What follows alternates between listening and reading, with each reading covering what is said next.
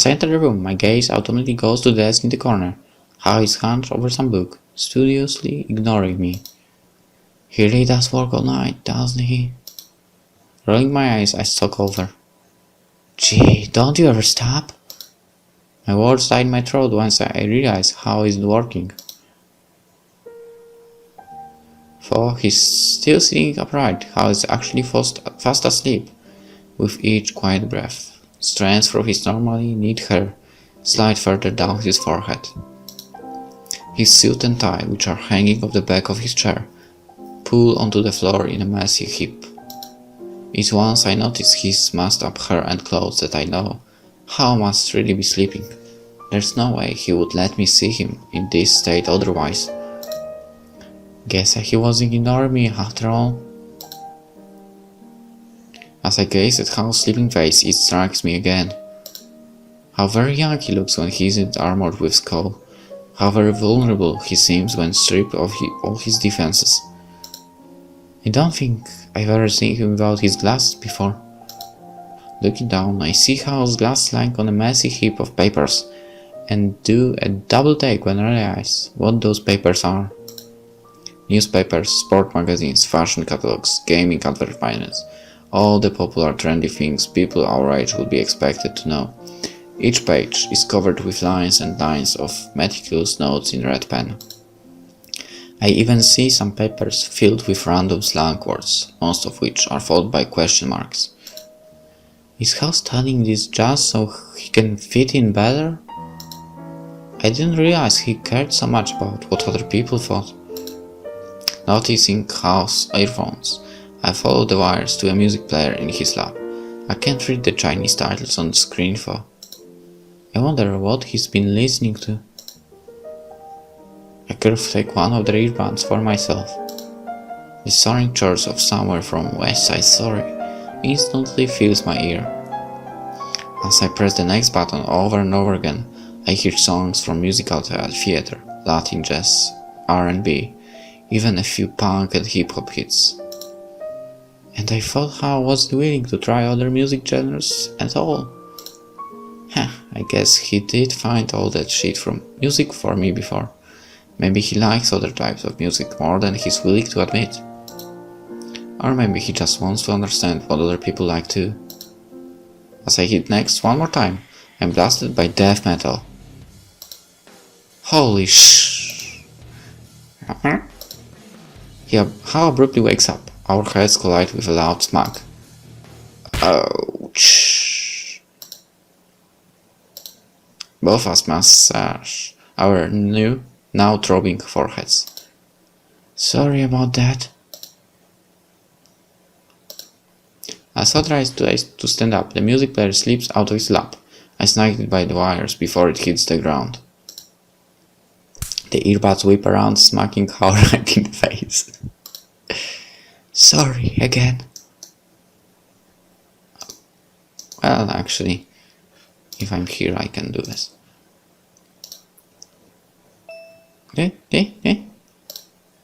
He fumbles clumsily through the air until I think to hand him his glasses. Sona. His eyes grow wide as he remembers all the magazines played over the desk. He hastily starts stuffing everything into his briefcase, but I put a hand on his arm to stop him. Don't bother, I've already seen it. Here? Scherzo. I vehemently shake my head. It's not a joke. It's not a joke now, and it wasn't before either. I'm not laughing at least. Finally turning towards me, Hao studies my face. As his eyes stare intently into mine, I see the crack of uncertainty again, more clearly than before. Whether it's because he doesn't believe me, or doesn't even understand me in the first place, I'm not sure. No scherzo, mesto. It seems sad. That's not the best description of what I'm feeling, but it works well enough. After all, feelings aren't my forte.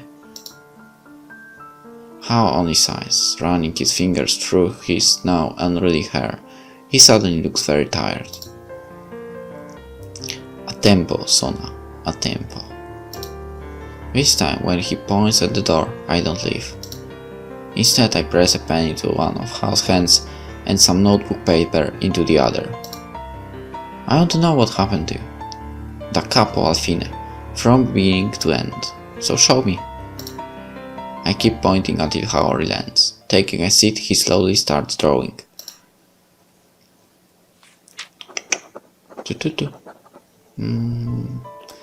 Yeah. Music. Liang Xi, right? The guy appeared and, you know, Liang Xi, Pingyu, Liang Xi, sad, happy, Liang Xi.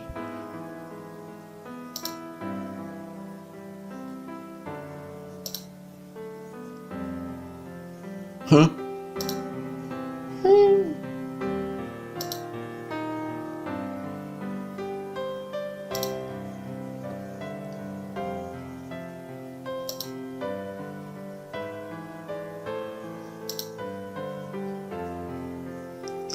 Okay, I might not get it good, but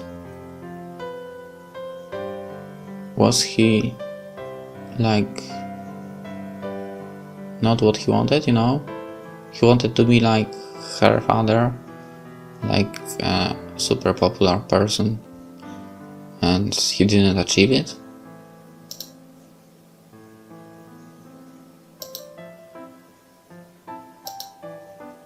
I think so. I think that's what happened. As Hao finishes the story, he lets the pen fall with a clatter. Then he lies his head down the papers, looking even more tired than before. It's obvious that he's done talking. I'm not sure of the details, but I'm guessing this whole ostracized and abandoned by his own orchestra thing isn't exactly new to Hao. Oh. Well, I guess I was close. Well, maybe not very close.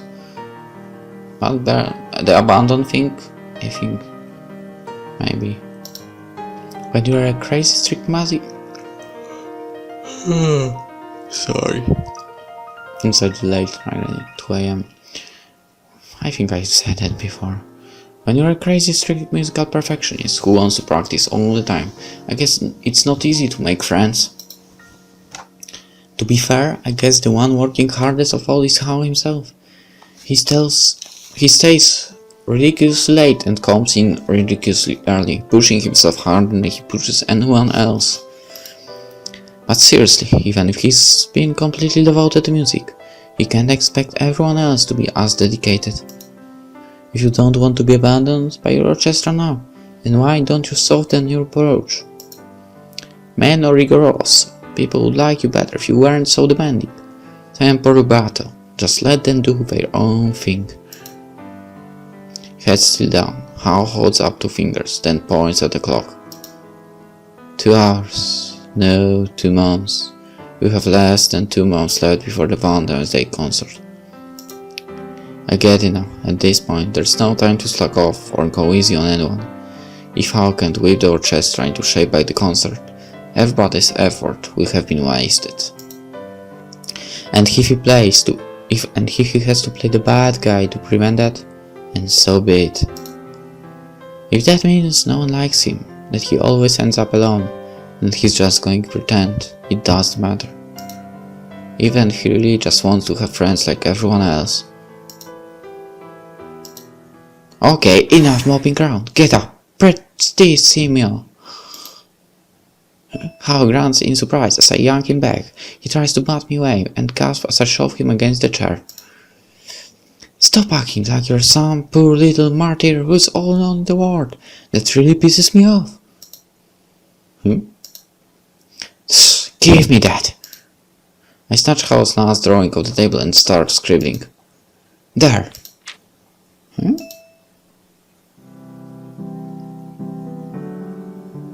See? You are not alone. You won't be alone as long as I'm here. Hand trembling, Hao runs his fingers over the paper. When he turns to me, I finally see it. His first real smile for me. It nearly takes my breath away. You couldn't get rid of me if you tried. To my surprise, Hao reaches over and lays his hand over my own. I can feel the heat of his skin even through my bandages. Maybe my cheeks are turning a bit red, but I ignore them for now. Hey, why don't I help you with your English for a change? Hindu? Expression darkening, Hao shakes his head. Maybe he's afraid I'll also trick him, so he'll not stupid speaking English in front of everyone again. I guess I can relate to that. After all, I haven't spoken more than a word of Chinese at a time, ever since my father's students from being made fun of my accent. No one wants to sound like a joke, especially when all you're trying to do is make yourself understood. Sometimes though, you will never be understood at all if you don't take a risk. I guess you can teach me Chinese too if you want. Zhongwen, Chinese, me? So yeah, if I screw you over, you can do the same right back. Oh, she blushed. The village smear spreads over Hao's face. Liang Shi Yongyu. He's asking me how to say Liang Shi English, isn't he? Figures. Hao repeats the word several times once I tell him. Smirks, broadening all the while. I hope I haven't inadvertently created a monster. Here, let me show you a more useful word.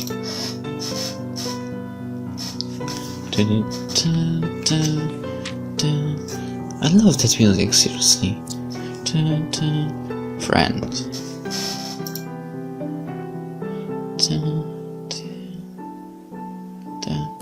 By the next time the orchestra meets, I'm kind of regretting telling Hao the word practice.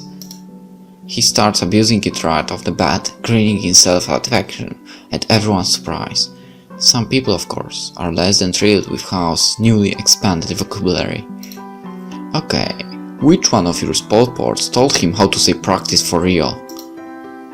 That would be me. That was probably the last thing anyone expected to hear. As I get to my feet, all eyes in the room swerve in my direction. Let me tell you, Pansy, something. There are less than 2 months left until the concert, and you all still suck. That's not... Especially you, drummer boy. Why else you think Hao's always picking on you? You've been screwing up everyone with your lousy beats since day one. The percussionist backs off, visibly cowed, as the rest of the ensemble looks at him angrily. Okay, I'll admit you guys suck slightly less than before, and you wanna know why? It's because of that guy. I point at Hao, who cocks his head in confession. I'd enjoy telling each of you how much you suck in excruciating detail. In case you haven't figured it out, that's because I'm not a very nice person. Hao doesn't do that. He doesn't tear you down, doesn't laugh in your face, doesn't pick on you for no good reason. He tells you to practice because he actually wants you to get better. But then he's only one guy. There's no way he can fix everything on his own. So the only way you guys are going to get better is if all you do something about it. But all the hours of practice he assigns. It's just impossible for people like us. I roll my eyes at this. Guys, come on, if it's possible for a total slacker like me to get their crap together, then anything is possible. The orchestra members look anxiously at one another. Then just when I think they are going to argue some more, they actually begin to laugh. This time, though, their laughter sounds much more cheerful and good-natured. Encouraged, I go on. Plus, Hao is treating everyone to dim sum this weekend. If all the practice go well, isn't it right, Hao? In all honesty, Hao probably doesn't understand what I've signed up for, but he nods anyway. I don't think he'll mind, for given how hopeful he looks when everyone cheers. See, I told you he wasn't so bad. Even Mrs. Song never tweeted us before. Well maybe. He may be a demon robot ghost, but at least he's a friendly demon robot ghost. I knew they could be won over through their stomachs. As he looks around the now enthusiastic room, Hao's eyes meet mine. I flash him with a brief smile and gesture to the people around us. Friends, thank you. And there it is, the second time House is genuinely smiled for me. I think I could get used to this. Never thought I'd say this, but maybe I'm looking forward to next 2 months after all.